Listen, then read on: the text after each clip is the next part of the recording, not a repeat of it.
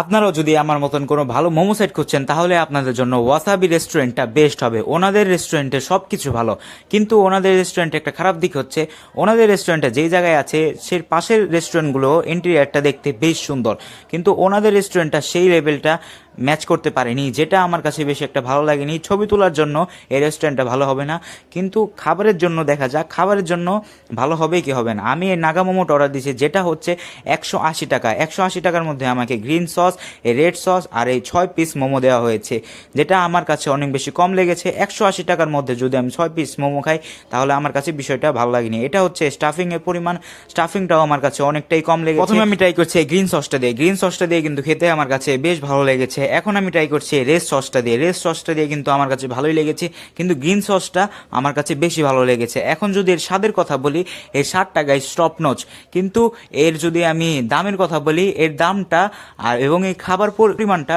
এর দামটা জাস্টিফাই করতে পারে না। এর জন্য আমার কাছে কিন্তু এর দামটা বেশি লেগেছে, কিন্তু খাবারের মানটা ভালো। আপনারা অবশ্যই এখানে আসতে পারেন। এর ঠিকানা আপনারা জানতে চাইলে আমাকে কমেন্টে একবার জানাতে পারেন, আমি আপনাকে কমেন্টে জানিয়ে দেবো। ভিডিওটা কেমন লেগেছে কমেন্টে জানাতে ভুলবেন না। এমন ভিডিওগুলো পেতে চাইলে আমার পেজটা ফলো করতে ভুলবেন না। ততক্ষণের জন্য আমি আপনাদের বলছি বাই।